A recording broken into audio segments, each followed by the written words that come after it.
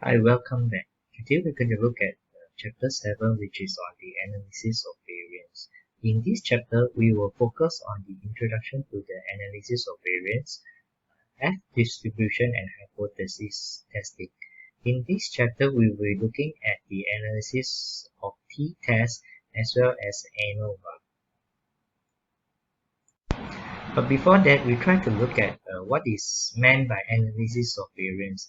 Analysis of variance, or we usually pronounce it as ANOVA, is a collection of statistical models and their associated estimation procedure, which is used to analyze the differences among the group means in a sample. In general, there are two main types of analysis of variance. The first is the two-group design. The test that we usually use for two-group design is Ttest. Two-group design means that there are two groups or two variables of interest that we are interested to compare. The comparison here is referring to the differences. Is there any difference or there is no difference between the two groups or the two variables? And if your experimental design have more than two groups, we will use multiple group experimental test, which is we call it as the ANOVA. Looking back at on chapter 3, we have learned about the EDA, or which stands for Exploratory Data Analysis. Exploratory data analysis, or EDA, must be performed on all collected data. It is important to conduct EDA to test whether the data collected are normally distributed or not. If your data that is collected in any type of the experiment is normally distributed, you will conduct a parametric test. And if in your experimental design, if there is only two groups or two variables to be compared, the test that you will be used will be independent T-test or dependent T-test. In another example, if your experimental design consists of more than two groups or two variables, the test analysis that you will be used will be one-way independent ANOVA. The one-way independent ANOVA consists of only one independent variable. Or you could also use two-way independent ANOVA. In order to use two-way independent ANOVA, your test analysis should consist of two independent variables of different subjects. And I hope by now you should know in what situation or condition you should use Ttest, or you should perform Ttest, and you should perform ANOVA. Now we try to look at Ttest, which consists of two groups in your experimental design. In chapter 6, if you still remember, we have briefly discussed about the Ttest for one group design. The one group design, or simple group design, is an experimental design that contains only one group of variables and is lacking of a comparison group. Okay, the comparison group could be a positive control group or a negative control group or any type of variables group. In single group design, the T-test was performed to compare to see any differences between the sample with the population of the same subjects. In single group design, the test analysis was performed to see or to test if there is any differences between sample and the population of the same subject. Using the same example, the subject could be referring to English test scores. We want to see is there any differences in the test scores of all Form 5 students compared to all students which study in SMK Catholic. The sample here is referring to all Form 5 students, and the population here is referring to all students which study in that particular school. And looking back on these two group design t-tests, this uh, type of t-test is performed on experimental design that consists of a comparison group or a control group. The independent t-test is used when there are two experimental conditions and different subjects were assigned to each condition. Using the example listed in the notes, the subjects could be referring to or is referring to exam performance. And the two experimental conditions are mass study and space study. The first step in performing the t-test is postulating the hypothesis. There are two hypotheses that should be postulated. The first is the null hypothesis, and the second is the alternative hypothesis.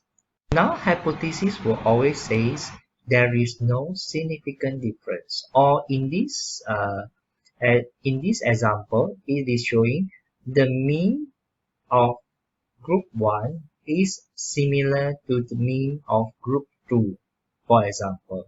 And the alternative hypothesis will always say there is significant difference between the two groups.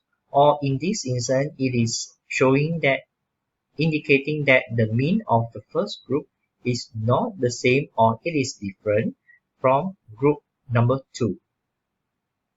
The hypothesis that is being shown in the top part of this slide is also known as non-directional hypothesis. Another example of two-group design that you could perform the t-test is that you are interested to know if there is any significant difference between two populations of students, one from Sekolah Menengah Kebangsaan Catholic or Catholic Secondary School and Methodist School students in terms of their MUET test scores. In the example that I mentioned to you just now, there are two groups or two populations to be compared, and there's only one subject, which is the MUET test scores, as what being shown in this diagram. Okay, now let us try to perform the t-test, independent t-test, using an example that is being shown in your lecture notes. The example says a study was conducted to study the effect on exam performance of mass versus space study. All participants in the experiment study the same material for the same amount of time.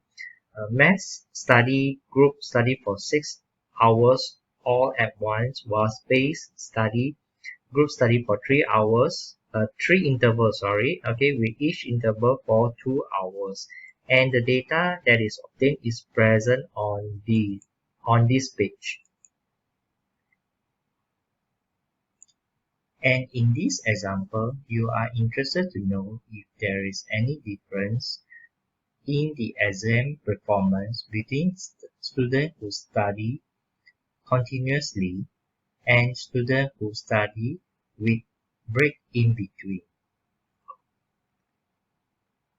The first step is to postulate the hypothesis.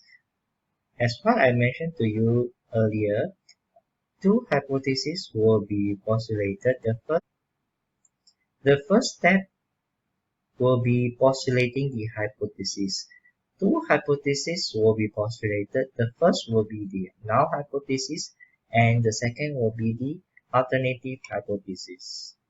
In this example, assuming that the researcher believes that space study method will lead to better performance compared to mass study. The assumption was made based on the mean scores that is being calculated and shown at the table here.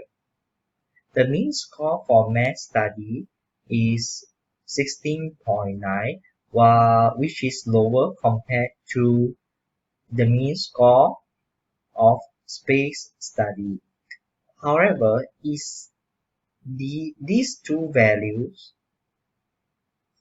is statistically significantly different.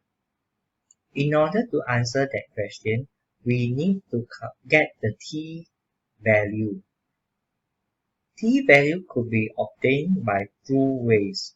First is through mathematical calculation using the formula that is being shown here. An alternate method of calculating or getting the t-value is performing the independent t-test using SPSS. In order to do that, you need to open your SPSS software. In order to conduct the t-test using SPSS, what you need to do is that you need to enter all the data that is shown in the table earlier about the mass scores and the mass study and space study in the column of the data view. Next, you need to label them appropriately. Okay, now we will start analyzing the t-test using SPSS. In order to do that, first of all, you need to go to the menu bar, click Analyze, and then Compare Means, and click on Independent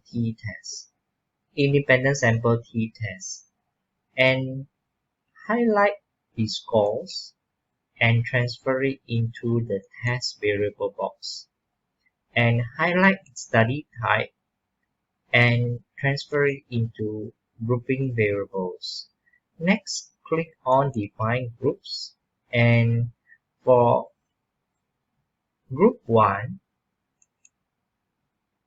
just type 1. For group 2 and just type 2 and press Continue. The test analysis result will be generated as being shown here. The first group statistics table shown here is exhibiting the value of mean for two treatments. The first is the space study with the mean value of 22, and for mass study the mean value is 16.9.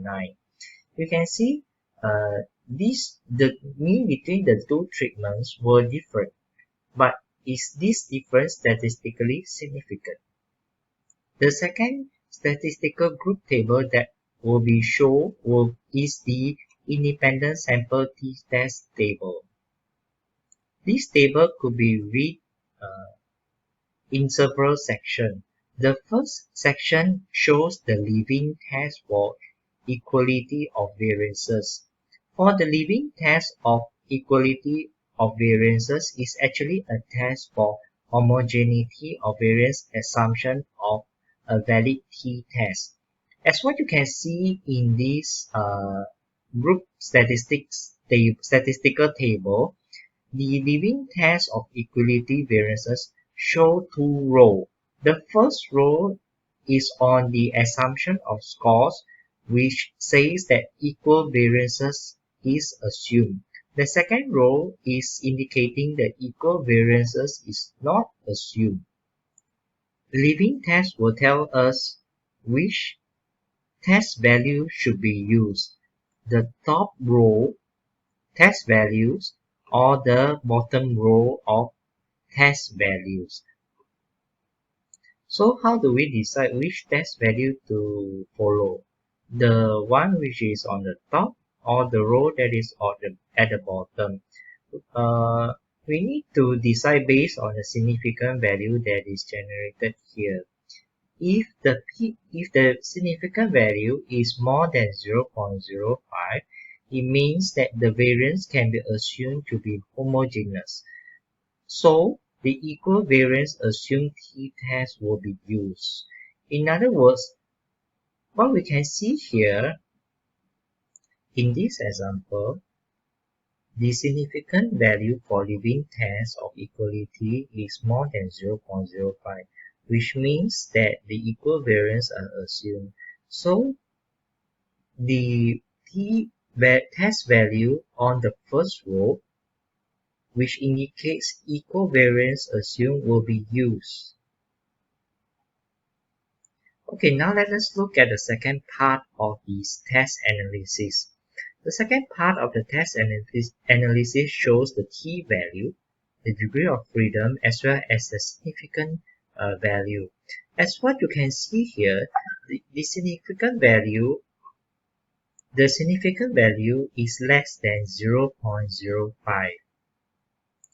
When the p-value is less than 0.05, we will reject the null hypothesis and accept the alternative hypothesis.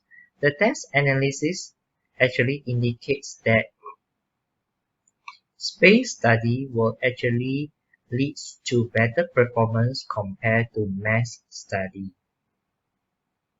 Looking at this table again, so what's the usage of this t-value and degree of freedom that is generated by the SPSS software? This t-value, degree of freedom, and significant truth tail is very important for determination of whether we should reject or accept the null hypothesis. If you still remember what we have discussed on the previous chapter, the t-value that is generated by the SPSS software is actually referring to this t-observed value. And the t-CV, which is the t-critical value, will be determined by using the student t-test table by referring to the degree of freedom as well as the significant level of interest. This is what I meant by the student's t-distribution table. This table is included as an attachment in the lecture notes. Please feel free to view this table for more information. Okay, now we try to look at another type of analysis that is usually performed. This analysis is called the ANOVA, or analysis of variance. ANOVA is a parametric inferential statistical test for comparing means of 3 or more groups. ANOVA works by calculating the sum of squares. In general, two different types of sum of square will be used. The first sum of square is called the within group sum of square. The within group sum of square is calculated by this formula. And the second type of sum of squares is between group sum of squares. Between group sum of squares is calculated by the definitional formula that is stated in this slide. After obtaining the value of sum of squares, the next step will be calculating the mean of squares within and mean of squares between. Mean of squares within is calculated by dividing sum of squares within with the degree of freedom, which is within. Same goes with mean of squares for between is calculated by sum of square between and degree of freedom. The final step is getting the F ratio value. F ratio value can determine whether most of the variance is attributed to systematic variance or to chance and random factor. The estimated formula of F ratio is shown in this equation. It is F ratio is calculated by mean of squares between and mean of squares within. The mathematical equation that is used to calculate the F value seems to be quite complex. So what we will do is that we will use the SPSS software in order to help us to get or calculate the F ratio. Okay, in order to do that, we will use one example to conduct the ANOVA test using SPSS. Okay, the question says, a study was conducted on the duration of time, which is measured in minutes, taken to complete a short run of 100 meters between 3 different age groups. And the data obtained is presented on this table. Looking at this table, there are 3 different age groups. The first is 9-year-old, second is the 12-year-old, and the third is 15-year-old. In this situation, there are actually 3 different groups to be compared. So the best test analysis to perform will be ANOVA. If the analysis is only involving 2 groups, for example 15-year-old and 12-year-old, the test analysis, the type of analysis that you should choose and perform will be independent t-tests. Coming back to the question, after we have performed the ANOVA test using SPSS, the output that is generated are required to answer these questions. The first is, are there any significant difference between the different age groups? If yes, which age group completed the 100-meter run using the shortest time? Or in other words, which group actually could run faster? And the first step in conducting the ANOVA test is entering all the data that is shown in this table inside the data view, as what being shown here. In the data view, there are 2 columns. One is the I name it as the age group, and the second one is the minutes. In the age group, there are 3 different types of age group that is in the table that I showed it to you just now. 1, 2, and 3. 1 here actually represents the age group of 15-year-old. 2 is representing the age group of 12-year-old, and 3 is the age and 3 is representing the age group of 9-year-old. And the minutes in the minutes column, and for the column of minutes, the number here represents the time taken for each individual of each age group taken to complete the 100-meter run. You need to label the number of in the age group appropriately. In order to do that, click on the variable view, and then at the age group row, click on values and enter value 1 for 15-year-old. Okay, and click add. Okay, as what being shown in this value labels table, the value is already pre-labeled. After you have labeled the value 1, which represents 15-year-old, 2 and 3, click OK. Then go back to the data view. Okay, now we will start performing the ANOVA test using SPSS. First of all, you need to go to the menu bar and then click Analyze. Go to Compare Means and then click on One-Way ANOVA. On the table that is located on the left side, choose or highlight age group and transfer it into the vector box. And minutes, highlight it and transfer it into the dependent list. Okay, next, go to the option and choose or tick Descriptive, Homogeneity or Variance Test, Welch, and Means Plot. After that, click Continue. And next, go to the Post, click on Post Hop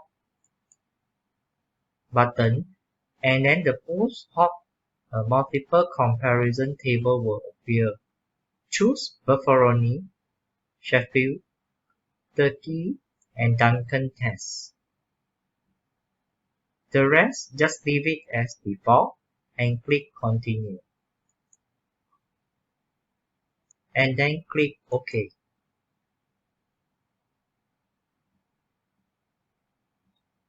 This is the result of analysis showing pivot table as well as the pivot menu.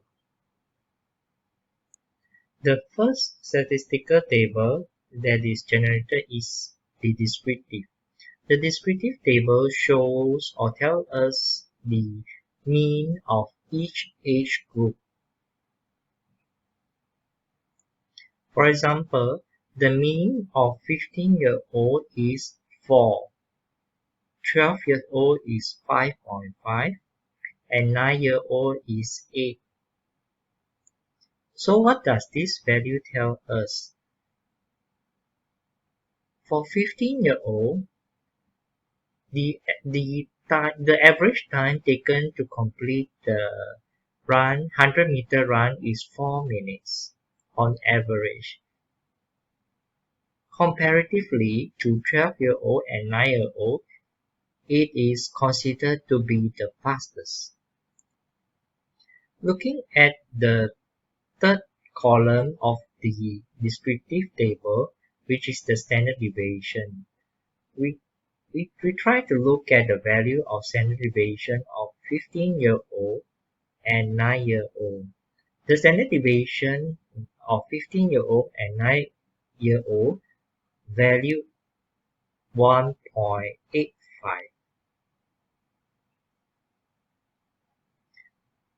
This means that the variability among the age was highest for 15-year-old and 9-year-old. We can double check this value with the minimum and maximum value, which is at the last two columns of the table.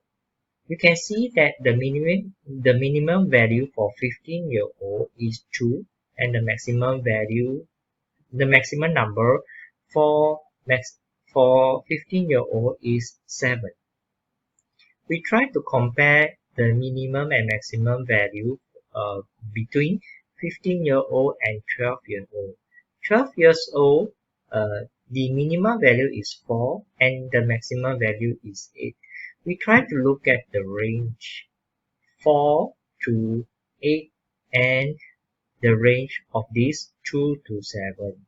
It is obvious that the range, which is for the 15-year-old, is higher comparatively to the age group of 12-year-old. This also means that the variability for 15-year-old is higher than 12 years old.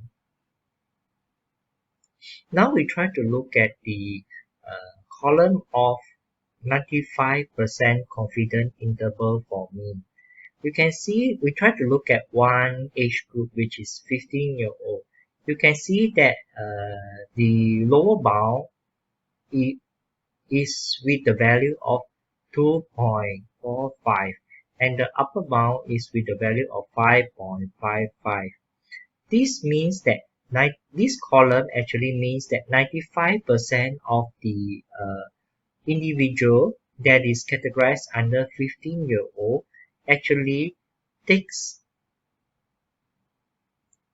or completed the run within this time range, which is 2.45 minutes to 5.55 minutes. Okay, now we look at the second statistical table, which is the test of homogeneity of variances. This is a table that is showing the living test that we have discussed in the Ttest. The living test for ANOVA is to test whether the variance from the age group were significantly different. And the hypothesis will be null hypothesis, which says that variance of the age group are the same. And the alternative hypothesis will be the variance of the age group are different. Okay, now let us look at the important aspect of this table, which is the significant value. As what you can see here, the significant value of living test based on mean, median, and with adjusted degree of freedom, and based on trim mean are all more than 0.05. This is an indicator that we should accept null hypothesis, which says that the variances of the age group are the same. In other words, the variances of these three age groups are equal. Okay, since the previous result of living test shows variance of the three groups are equal, in other words, it means that the homogeneity of variance was not violated. And the data shown in the summary table of ANOVA, this table could be followed and used. If the homogeneity of variances is violated, okay, which is proven by the living test, we cannot use the ANOVA summary table data, and we need to follow the data that is generated in the robust test of equality of means, which is calculated based on Welch and Braun-Frontschur. However, in our analysis result that we performed just now, the homogeneity of variance was not violated. So we will discuss or look at the data that is generated by the ANOVA. The ANOVA table that is generated calculated the value of sum of squares between groups, the mean of squares between groups and within groups, as well as the F ratio, which is the value that we try to calculate manually just now, as well as the F ratio. Okay, now let us try to look at the value of F ratio that is generated by or calculated by the SPSS.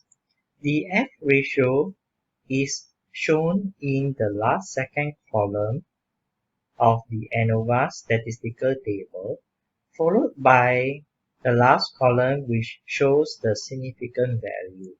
The F ratio tells us whether the group of means are the same or they are different. Okay, and the significant value that follows the F ratio indicated in the table here is less than 0.05. And this is an indicator or indication of that the time which is measured in minutes varies by the age group. And such condition could occur by chance alone is only 0.1%. In other words, we are 99.9% confident that this statement is true and not occur by chance. This ANOVA table could only tell us that the time which is measured in minutes varies by age group, but how exactly the age group that is mentioned or that is measured differ with each other. In order to answer that, we need to look at a multiple comparison that is generated by the post hoc test. The multiple comparison post hoc test that is shown in this table was performed using three different calculations. The first is the Ttest, second is the Sheffield, and the third is the Bocoroni. We try to look at the multiple comparison using the Ttest. We try to look at the first multiple comparison. The first multiple comparison is between age group of 15 years old with 12 years old. And we will try to look at the significant level. The significant value that is shown here is 0.212, which is more than 0.05. This is an indicator that the mean differences between 15-year-old and 12-year-old is not statistically significant. In other words, there is no difference in terms of the mean, which is referring to the time in minutes taken to complete the 100-meter run. Now we try to look at the second comparison, which is between 15 years old and 9 years old. You can see in the significant value column, the p-value is less than 0.05. In other words, this is an indicator that there is significant difference between the age group of 15 years old and 9 years old in terms of the time taken to complete the 100-meter run.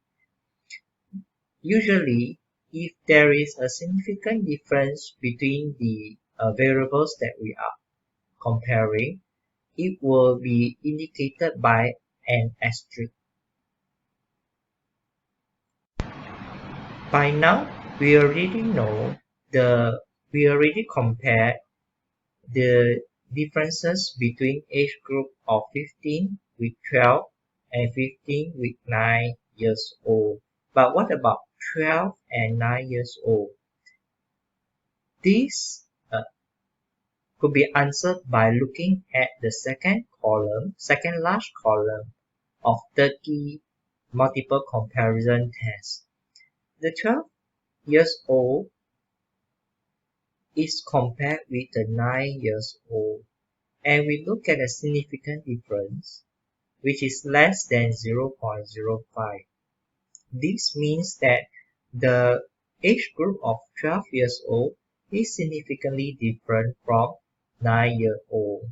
In order to double check, we will look at the asterisk symbol that is present in the mean difference column.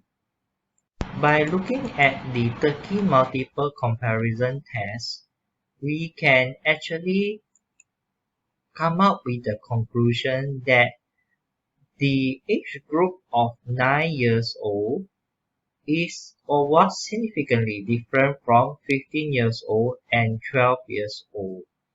However, 15 years old and 12 years old groups were not significantly different from each other. The Sheffield and Boffaroni tests actually interpret the data the same way. Okay, now let us look at the homogeneous subset table. The homogeneous subset table actually gives the same result as in the multiple comparison table that we have discussed earlier. It's just that this table is in another format. The purpose of this table is to divide the age group that is being compared into different subsets. For example, the age group of 15-year-old and 12-year-old were in the same subset, while the age group of 9-year-old is in another subset by itself. This means that the mean time taken to complete the 100-meter run for each group of 15-year-old and 12-year-old is not the same or differs significantly from 9-year-old. The line chart that is generated together with the ANOVA test could actually tell us a general trend between time measured in minutes and the age group. As what we can see from this line graph, the line graph shows a general trend of increasing in time as the age decreases. In other words, 15-year-old children or individual that is 15-year-old in general or in average could run faster compared to age individual that is in the age group of 9. The data that is generated could also be presented or summarized in bar chart. In this bar chart or bar graph, the mean of performance of each group is indicated. As what is being shown in this bar chart, those in the age of 15-year-old complete the run in the average of 4 minutes, while those in the age of 12 years old completed the run on the average of 5 minutes, 5.5 minutes, and those in the age group of 9-year-old uses an average of 8 minutes to complete the 100-meter run. Graph representation of your data is especially very important to illustrate better or explain better about your data. For example, the line graph that is shown here, it actually illustrates an increasing trend in time as age decreases. On the other hand, the bar graph or very often we call it as the histogram could actually illustrate very clearly which age group has the highest or have the lowest average or mean of time. For example, 15 in this bar chart or histogram, 15-year-old uses the shortest time, which is 4 minutes, in order to complete the 100-meter run, while the 9-year-old uses the longest time, which is on average 8 minutes, in order to complete the 100-meter run. I think that's all from me. If you have any question, perhaps we could discuss it in WhatsApp or perhaps through my guru, or you can email me, or perhaps we could have online discussion, webinar through the Google Meet if necessary, if there's request. Okay, but it is the best that and you could let me know a week ahead so that I could organize the session. Okay, and once again, thank you very much, and have a nice day.